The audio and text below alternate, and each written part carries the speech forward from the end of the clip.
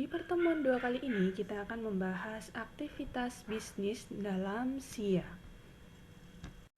Pokok bahasan pada pertemuan kali ini yang pertama yaitu siklus pendapatan dari penjualan dan penerimaan kas, yang kedua siklus pengeluaran dari pembelian dan pengeluaran kas, yang ketiga siklus produksi, yang keempat siklus manajemen SDM dan penggajian, yang kelima sistem buku besar dan pelaporan.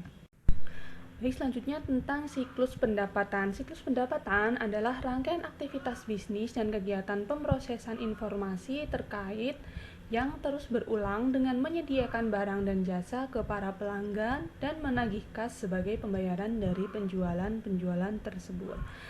Nah, kemudian ada beberapa sumber dokumen dan kegiatannya, yaitu untuk pesanan penjualan. Ini kegiatannya menerima pesanan pelanggan. Kemudian tanda pengiriman, ini ketika mengirim pesanan.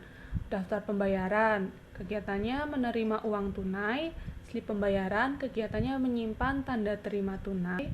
Memo kredit, di sini kegiatannya menyesuaikan akun pelanggan. Kemudian siklus pengeluaran adalah rangkaian kegiatan bisnis dan operasional pemrosesan informasi terkait yang terus-menerus berhubungan dengan pembelian serta pembayaran barang dan jasa.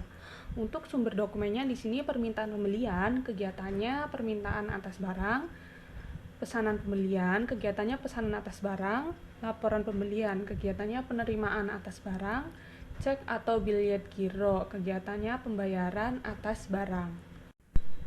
Siklus sumber daya manusia atau SDM adalah rangkaian aktivitas bisnis berulang dan kegiatan operasional pemrosesan data terkait yang berhubungan dengan cara yang efektif dalam mengelola pegawai. Di sini sumber kegiatannya formulir pajak atau form W4, kegiatannya kumpulan data iuran pegawai, kemudian kartu jam kerja, kegiatannya catat jam kerja pegawai, kemudian catatan waktu kerja, kegiatannya mencatat waktu yang dihabiskan untuk pekerjaan tertentu. Siklus produksi adalah rangkaian aktivitas bisnis dan operasi pemrosesan informasi terkait yang terus berulang yang berkaitan dengan pembuatan produk.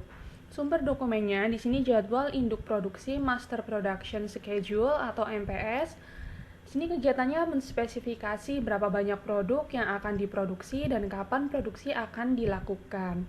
Kemudian untuk permintaan bahan baku, di sini mencatat bahan baku apa saja yang akan diminta ke gudang untuk digunakan dalam produksi.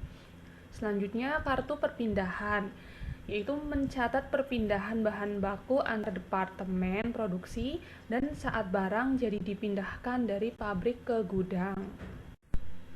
Selanjutnya buku besar dan sistem pelaporan. Di sini terdapat 4 aktivitas dasar yang dilakukan dalam sistem buku besar dan pelaporan. Yang pertama, memperbarui buku besar. Yang kedua, memasukkan ayat jurnal penyesuaian. Yang ketiga, membuat laporan keuangan. Dan yang keempat, membuat laporan manajerial. Nah, di sini ada tabel untuk sumber dokumennya, yaitu voucher jurnal. Kegiatannya mencatat posting ke buku besar. Lalu terdapat ancaman dan pengendalian dalam sistem buku besar dan pelaporan. Untuk prosesnya, diantaranya memperbarui buku besar. Ancamannya terjadi kesalahan-kesalahan dan prosedur pengendalian yang dapat diterapkan, diantaranya pengendalian input dan pemrosesan, laporan rekonsiliasi, dan pengendalian jejak audit. Untuk proses akses ke buku besar, ancamannya adalah kehilangan data rahasia dan atau penyembunyian pencurian.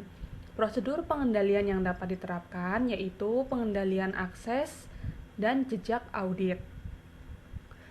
Proses selanjutnya yaitu kehilangan atau kehancuran buku besar. Ancamannya kehilangan data dan aset. Prosedur pengendalian yang dapat diterapkan yaitu prosedur pembuatan cadangan dan pemulihan dari bencana.